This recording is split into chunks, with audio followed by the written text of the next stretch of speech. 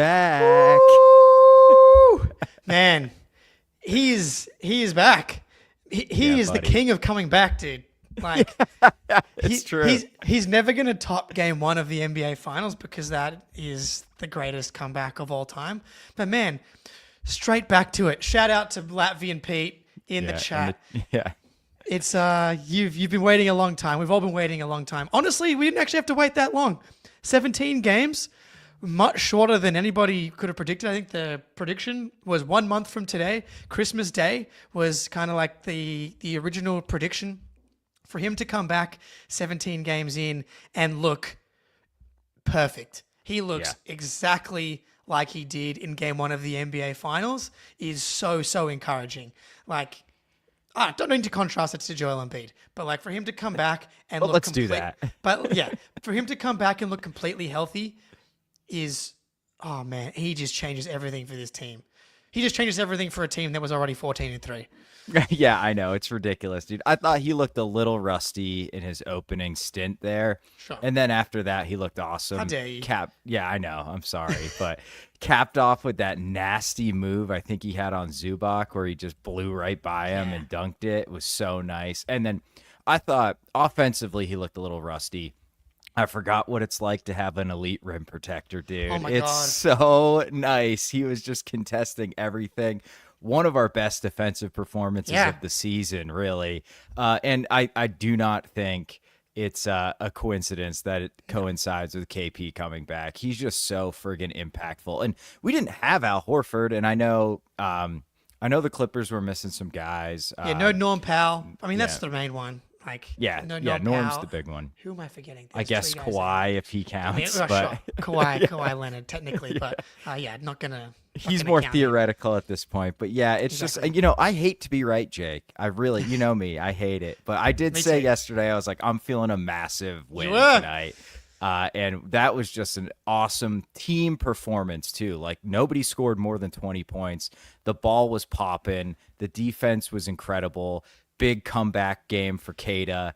Basically, everybody who touched the floor was awesome. Maybe Drew Holiday was just kind of fine, but everybody was really good. It was just a massive, dominant team performance. Everybody had assists, rebounds. It was fantastic. Dude, this was fun. If I was going to describe it in one way, like, yeah, and you did call it. This team on back-to-backs are ridiculous, dude. Yeah, like. And now we get 3 days off. We're going to get blown out by the Bulls on Friday night. Probably. And be knocked out of the NBA Cup. But, like, they really timed this thing perfectly to get Kristaps back on the second night of a back-to-back. Man, we talked about it. We're like, he has to be close. We're seeing all these videos of him playing like this. The scrimmage had to be close. There was definitely inklings of him returning. But so, obviously, you scrap out the win against a good Timberwolves team yesterday. You then follow that up on the second half of the back-to-back. And this is what's great about the Horford-Kristaps thing. You just play one on the first half, one on the second half. You smoke the Clippers. You collect another important win, man. Getting wins against the Western Conference is going to be a way to separate yourselves in the standings in the East. It's good for agenda purposes. The Clippers were 11-7 coming in tonight. They just smoked the Sixers last night. And just winning back-to-backs is, a tricky part of the schedule. And now you get to let these minutes, see how it impacts Kristaps' body. You get 3 days off, and then you can be nice and refreshed, and then look like you're half asleep in the Bulls game, obviously. But then you get the back-to-back with the Cavs and the Heat, which Ben Vallis you guys might know, made a very good point in the playback. Don't play Kristaps in the Heat game. Don't play Kristaps in the Heat game. That first of all, that is a very classic Ben take. Avoid injuries at all costs. It's a great take. He's spot on. Alexis Walker, love the pod. Keep up the great work. Thank you very much for the donation. That is awesome. We genuinely appreciate it. It's going into the beer fund. RJ, this was a low effort blowout in a good way, and thank you for the super chat, buddy. Yeah, I mean, they didn't coast in this game. They were just so overwhelmingly better than the Clippers that it felt like they were coasting, if that makes sense. But if I have one complaint, Jason Tatum get a fucking foul call. Oh my God, he was getting mauled, dude. It was insane. Like he gets a rookie whistle. It's absolutely nuts. But otherwise, all good vibes. Derek White, I think maybe was our best player. He was ridiculous. so good. Like him, we were talking about it last show, but him pulling up in the pocket in between the switch. His new thing. Yeah, and he's like 28, 29, 30 feet out, and it's all twine, dude. Like, you cannot defend this team if Derek White is shooting like that. And this is like 2 years. He keeps getting better, but it's like 2 years of him basically being Klay Thompson. So I don't think it's going anywhere. And like, he's just dominant. He just dominated, man. He was awesome defensively too. So he was just so good tonight. I think he had like 8 assists. Yeah, dude. But dude, I swear it's uncanny how many nights he has 19 points.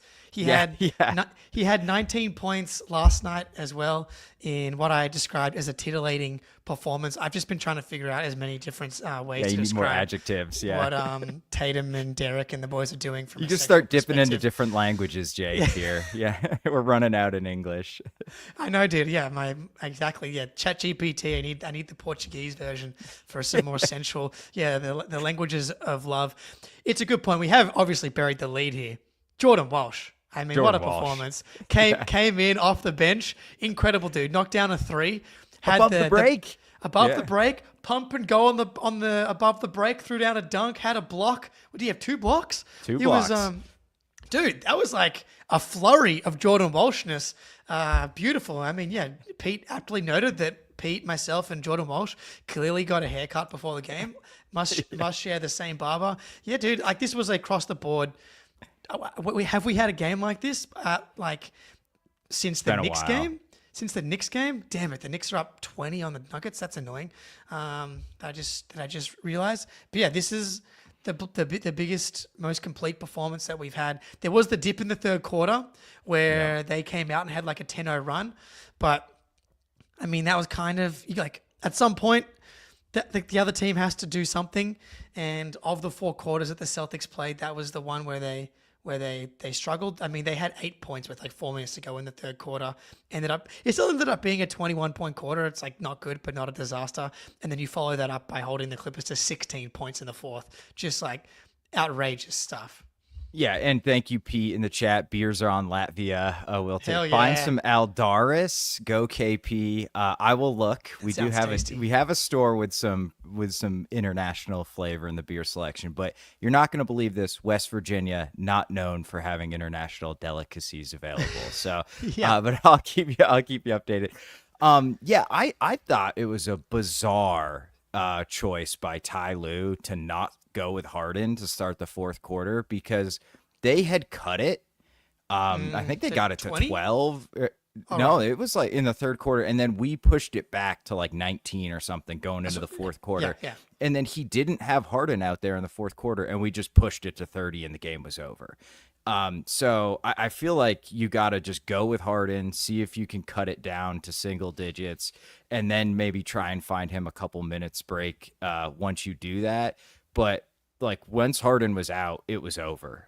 It was ball game. But I think that was more just a blip. They got kind of hot. We got ice cold, even though we were still generating really good looks. And it felt like offense was really difficult for the Clippers, other than Ivica Zubac, who just doesn't ever miss. Like Incredible. Him and Pirtle, man, what the fuck? Crazy. I mean, so at halftime, Zubac was 8 for 9. And he ended up 11 for 14. So they actually held him pretty well. Like KP started fronting him a little bit. Like Kata did too. Kata did well. Yeah, I mean we can talk about Kata as well. Like good matchup. No Norm Powell, no offensive creation outside of James Harden, no big men outside of Ivica Zubac. But the fact that he can play well in a plus matchup is valuable as your 4th or 5th big. So for him to come out there and hopefully, like if you're going to draw a progression line for Kata, like you had the kind of the peak with the Warriors game and you go back down the last couple games, but then you let him settle back down. He gets to come off the bench and play in a plus matchup. You can build some more momentum again. I know I flip-flopped on Kata like a million times since he's entered my life, but like I just call it how I see it. He was playing well. He was playing like garbage, and tonight he played well. Yeah, this might have been his best game of the season, really. It is a really good matchup. And even though Zoo's really good, he's the exact type of big Kata's like built to play against because they're both pretty similar. He's just really physical and big, and Kata kind of thrives in that type of matchup. So he got switched out. Harden got him a couple times, but he got switched out on like Terrence Mann once or twice and did fine. So yeah, I thought Cater was really good. He had 3 assists too, like moving the ball, and he rebounded really well. And I think that's been my concern with Cater is we've been getting murdered on the glass when he's been playing recently. And tonight I thought he did a real much better job cleaning up the glass. And Zubac, I think, led the NBA in offensive rebounding coming into this game. So that was I think a really important progression for him if he can continue to take care of the glass. Like we really need him to do that. And rim protection, I thought like the fact that he's not he was really solid tonight. He did an excellent job on both ends. Bro, the exciting whites off the bench. Incredible. There were a couple of white shooters in Boston tonight, and they were dead eyes. Peyton Pritchard, I mean, he was just all around fantastic. I thought both Pritchard and Hauser were good defensively, but Pritchard was fucking good, man. And if you haven't checked out Spoonie's piece on Celtics blog that he wrote about Pritchard's defense, check that out. And you saw it tonight, man. He just battles, dude. He battles. He knows how to position, knows how to fight over screens. Like it's not going to be perfect. Like there's just a physical limitation piece of it, but the defense was solid. And then offensively, man, like when the Clippers were on their run in that third quarter, the Whites came in and immediately the lead was back to 20, like off the back of Pritchard just knocking down some bombs. And they were awesome. And great to see Hauser again now. The shooting seems to be ticking up. Like he was 3 for 5 in the Wizards game, 3 for 3 tonight. I know he didn't hit last night, but like again, we're trending in the right direction. And when those dudes come off the bench, like you cut the lead to 12 or whatever it was for the Clippers, you start to feel good about yourself. Then those guys come back in and just go nuts again in both of their bench stints. Like just unfair. Yeah, and like Hauser was flying off of pin downs. I think 2 of his threes were off of pin downs where he's a movement shooter. And that's kind of a new thing to his game. Blammo with an excellent comment. I'm just going to let that one chill on the screen. I'm not going to repeat it. But and like that's so valuable if he can come off screens and be a movement shooter because there's value in having just like a standstill spacing shooter, but it's just such a different type of weapon. And he finally looks healthy to me. Yes. Because defensively, yeah, you're right. He did a really, really excellent job on Harden several times. Harden got him, a couple times too, but that's fine, man. It's okay. Harden gets everybody. It's not a big deal. I would say on balance, it was probably he fought him to a draw. And when it's Sam Hauser matched up with James Harden, that's a win for the Celtics. It's like when the USA tied England in the World Cup and the papers were like, USA win 1-1. That's like what it felt like with Sam Hauser on defense tonight. Like he did excellent. Pritchard, I think, was our best defender on Harden. Like he was really good on Harden all night. It was ridiculous, man. And like, I don't know. Did you feel like Pritchard offensively was just like, on a different level of like his movement? Yeah. Like he was flying around, dude, all night. It was crazy. We had that play late in the game where it was like loose ball on the baseline. Derek White's falling out of bounds. Oh no, Pritchard saves it and hits it to Derek White, who's falling out of bounds, who like throws it ahead of Pritchard to give him time to get his feet back in bounds. He hits Kevin Porter Jr. with an in and out dribble and like goes downhill and then throws a lob to KP, who like was still regaining his balance. Yeah. But yeah, that was an example. It was an example of how he played tonight, and just the confidence, man. The confidence inside, outside. Like he was 6 for 10 from 3 tonight. 6 of 10. It's so ridiculous. 4 assists, 2 steals, 1 turnover. Team high plus 30. Yeah, I mean, come on. Pretty good. Yeah, he's got to be near the tops. And actually, I think his plus minus is not nearly as good this year as it was last year. But yeah, and like that turnover, he got fouled. He got absolutely he got grabbed on that. Yeah. So but it was like a 26-point game with like 7 minutes left. So the rest were like, fuck it, we're not worried about that. That kind of a professional performance from the Jays. I thought they both absolutely. We didn't really need them to go crazy. Little turnover happy, but other than that, man, they were just efficient, smart, did what they needed to do, attacked mismatches. Tatum got Zuboxed a few times where it was just absolutely embarrassing. It was beautiful. And Jalen did a lot of posting up on some of their smaller defenders, which is always helpful. And my cat's toys. Can you hear that bird chirping in the background? It's my cat's toy. Go ahead, dude, the Jays, this obviously there was no Horford tonight, but like Kristaps is obviously going to take up more field goal attempts and more usage than Horford, and this was like a very much a carbon copy of a lot of games that we saw last season. Kind of a carbon copy of the Clippers game in LA last year, and like with Kristaps Porzingis, how many minutes did he end up playing tonight? Played 22 minutes. He must be in a good place, man. He takes up 12 shots and got to the line 4 times, 3 for 4. So like the field goal numbers are going to come down slightly for the Jays. Obviously they didn't play in the fourth quarter as well, so that's part of it. But yeah, the overall counting stats for Tatum are probably going to, at least points wise, are probably going to start to come down now. We probably need to wrap up. I know the Garden Report's live, and I'll be live with Greeny later as well. But to see, Jalen and Kristaps's connection, like Jaylen Brown just gets a straight up aura boost when he's on the court with Kristaps Porzingis, man. Like the 2-man game, the way that Kristaps and him have this little mind meld on cuts and stuff, it's just a ridiculous impact to have the big Latvian back in the lineup. I know, man. And those pick and pops, we ran like 4 straight pick and pops with him and Tatum to start the game too. And you expect KP will start making those shots. Yeah. It's just so easy to get him a wide open look, man. It's cheating. So it's great to see him back. Great to see him healthy. And he missed 1 2-pointer. He was 5 of 6 from 2 points. So he's fine. He had that post up on the high post on James Harden where he just turned and shot over. And I'm like, oh, he's all the way back, man. That's the shot. But great game. That was fun as hell. What are we, fucking 15-3? That's a ridiculous record, man. 15-3.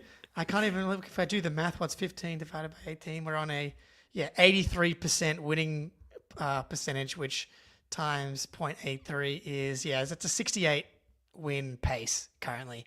That's pretty good. Yeah. Pretty good way to start the season. The schedule gets very weird starting from the Bulls game. Like you have Bulls 1 day off, back-to-back, 1 day off, game, day off, back-to-back, which is really annoying considering we just had all this rest. But as we've discussed, the Celtics seem to be really good when they don't have to rest. We will see. But man. We'll be fine. I'll talk to you soon. Talk to everybody in the chat. Thank you for being here. Good to see KP back. And we'll be back for a late night. In the meantime, go Celtics.